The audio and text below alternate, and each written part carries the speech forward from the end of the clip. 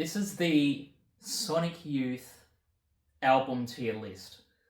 The monolith of indie rock in the 80s, 90s, straight through to their very last album, The Eternal. So I'm going to go through and do this. I've been wanting to do one of these for quite a while. So I've got Tier Maker just using this, and there was already a template available for these albums. It includes the EP as well, and it also includes the covers album they did.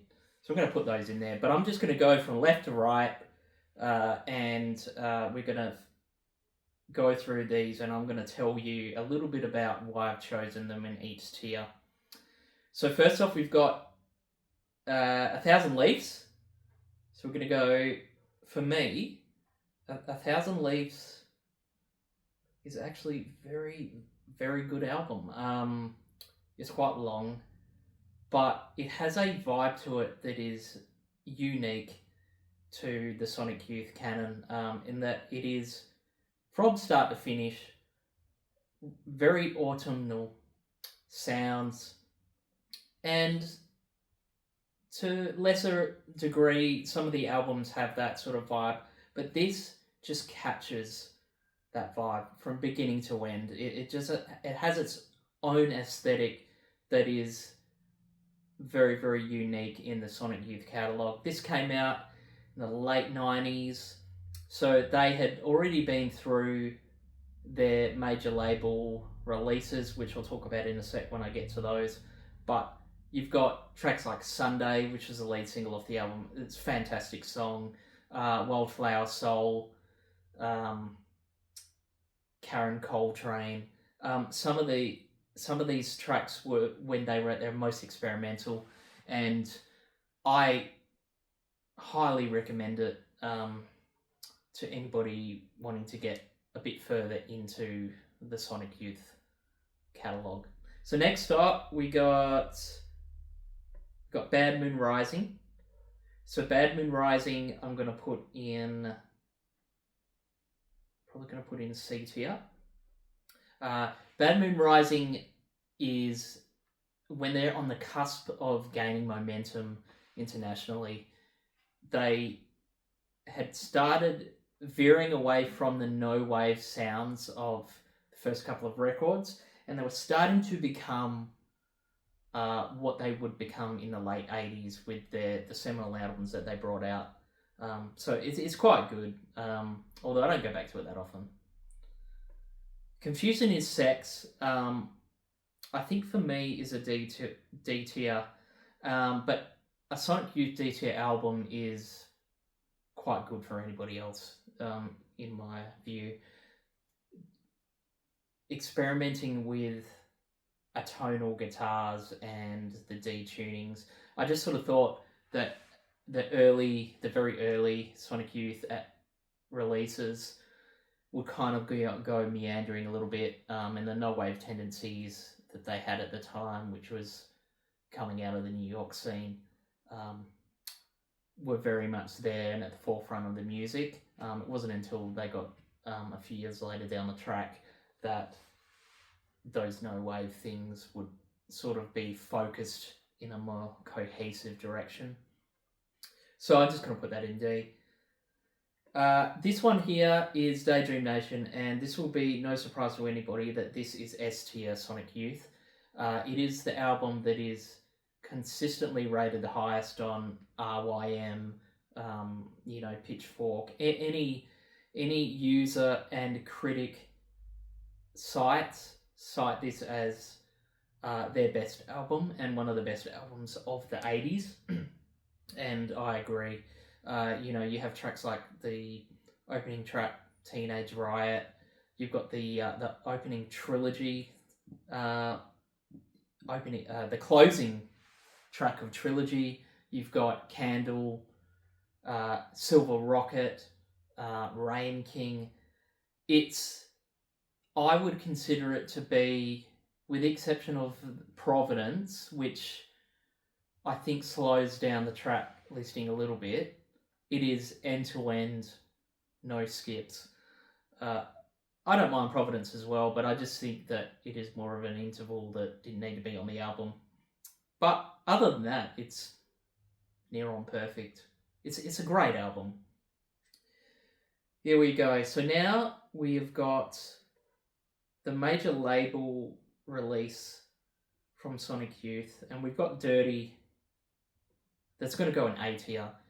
They have been able to sign to Geffen and still retain their sound without sort of compromising too much. I don't feel that they really sold out or did anything like that or compromised their integrity with these early 90s releases. I just think they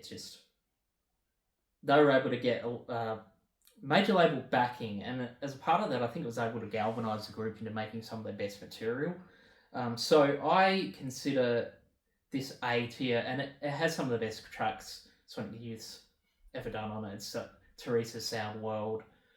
It's got Sugarcane, 100%. Drunken Butterfly. I mean, the first half of that album is just banger after banger. I mean, it's such a great album. If you have never heard Sonic Youth before, I would actually recommend going to Dirty first, because I think that it's just so good. And then you can get deeper into the iceberg after that. Now we have the very last album that Sonic Youth made, and it was called The Eternal. The Eternal had a great single off it called Antenna. It was a really, really good, reliable album, and that's sort of what ended up happening, I think, for me, is the releases sort of post Murray Street were really reliable albums. They were just really good, enjoyable beginning to end. There was never anything that was like, in there. And that's why it sort of goes in there. It goes into the C tier because it's just good, enjoyable front to back. It's not groundbreaking by any stretch. They had a sort of a formula they were going with, and it just worked for that amount of time. It worked. So the next up, we've got EVOL. And EVOL, to me, is going to go up there with Dirty and 1,000 Leaves. EVOL was the start of what I consider the classic period of Sonic Youth, which I think goes from sort of 86 through to Washing Machine, probably 1995. I put Washing Machine in that sort of classic era of Sonic Youth when they were at their most potent. EVOL is where the guitars of Thurston Moore and Lee Ronaldo started to get to a point where they had this increasingly damaging synergy on record and live. When they're considered the best guitarists of all time, they are often put together, the two, as one entry, sort of like, Mills and Boone, or Abbott and Costello. They can't be separated because of the mode of guitar that they had invented. It was just so synonymous with both of them, and I don't think they ever would have been able to achieve that sound had they not met each other. And you've got just some great tracks. Expressway to Your Skull is one of probably the top 10 Sonic Youth tracks of all time. It's just great. So that's an A tier. Experimental Jet, Trash and No Star is a D. I'm going to put it in D. It has a lot of redeeming factors about it. The problem that I have, and maybe a lot of people have with this album, is that it was quite unfocused. It just sort of seemed quite unfocused and came out after Dirty, which was one of their more commercial albums. And what ended up happening was there was sort of a hodgepodge of different things going on the album, and it has its highlights like Starfield Road, Bull in the Heather. There's some really good tracks in there, but it just didn't really seem cohesive. It seemed very it kind of had a feel of a B-sides album rather than an actual proper studio entry for them. So it goes in D. I don't go back to it often. When I go back to it, it's fine, but I kind of start putting it on, I listen to it, and then I want to listen to the better albums, so which is a shame. I still go back to it, but it's a D tier for me. Goo is getting into the same ballpark as the other A tier albums. So, as I was sort of saying, I consider 86 to 95 the classic Sonic Youth period, and Goo sits in that. It was the first major label release that they did. It had the most marketing that had ever been done for a Sonic Youth album. They toured with Nirvana. They were put in this category of like the upper tier of alternative rock / indie rock artists at the time. As a result of all the context surrounding the making of Goo, where they're switching to Geffen, some people were like, well, you were on Neutral, SST, you're on these sort of underground labels, and now you're on David Geffen, and that sort of coloured people's perspective on the band at the time. But they delivered with this album because it's still quintessential Sonic Youth.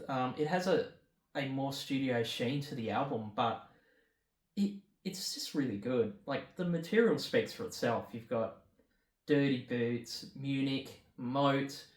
Who else?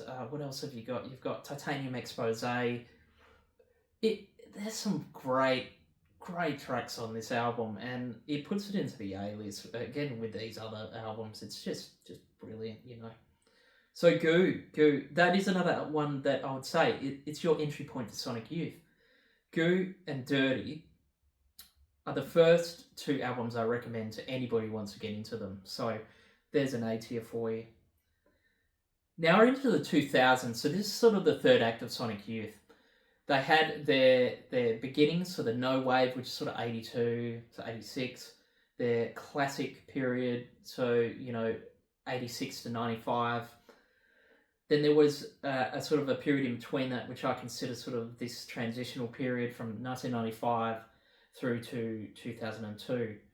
And then 2002 until their split is a very interesting period of their career. So with Murray Street, they were entering in the new millennium, and they actually had made a really, really good album in Murray Street. It had some great tracks like Disconnection Notice, Rain on Tin, Sympathy for the Strawberry, Plastic Sun is really good too. It had some great, expansive, progressive tracks on there, and they're kind of jamming out. So a lot of the tracks are really hypnotic. They have these guitar passages that just, again, it's just Liam Thurston just getting into it. And it's just the synergy they have together. It's just amazing. And I go back to this album, out of the later Sonic Youth albums that I go back to Murray Street quite often. The vinyl copy of it that I've got just gets played quite a lot. I'll put it on and then I'll just flip it back over and listen to it again. It's just a great record. Now we've got Sonic Nurse, and Sonic Nurse is going to go into the C because I think that it's just a touch lower than Murray Street, in that it has all similar attributes that Murray Street has: the long extended jams, the introspective lyrics. The production style is quite similar too, and I consider it to be just a step up. And I actually put it on quite a bit. It tracks like Pattern Recognition, I Love You, Golden Blue, I think that's the name of the track. Unmade Bed, the single off that album is really, really good as well. That's got some of their best guitar work. So I consider that sort of a C tier. Nothing else to really say about it, but it's okay. NYC Ghosts and Flowers is we're going to put this in D. The reason why it goes in D is it is probably my least favourite album. It's probably the least favourite album of a lot of Sonic Youth fans. I will quite often see a lot of Sonic Youth fans go into bat for this album, and I can understand why they would. Because there are flourishes of the Sonic Youth trademark sound, interpolated with spoken word poetry, sort of Dadaism. There's lots of things going on in here that are trying to sort of give you this vibe, trying to tell you this sort of story, give you this sort of essence of what they're trying to do with this album. I think for me, there's not enough in this album to keep you going back to it. Like, it has a select few tracks that are quite good. You've got Free City Rhymes, the opening track, Renegade Princess. And those are really the only two tracks that I go back to on this album. I have never really found it to be that engaging for me. It's not particularly bad at all, but it is, I think, probably the album I dislike the most. So that's that one. 1987's Sister is the album straight before Daydream Nation, and what they were doing on this album was what they would sort of become. That they'd sort of coming into their own by the time this album came out, and then Daydream Nation just solidified their status as just one of the best alternative rock bands ever. And with Sister goes into the S tier as well. Sister has such a great track list. That, you know, Schizophrenia is one of their best tracks. You've got you got Cotton Cross. There's so many good tracks on this album, and I just can't recommend that enough.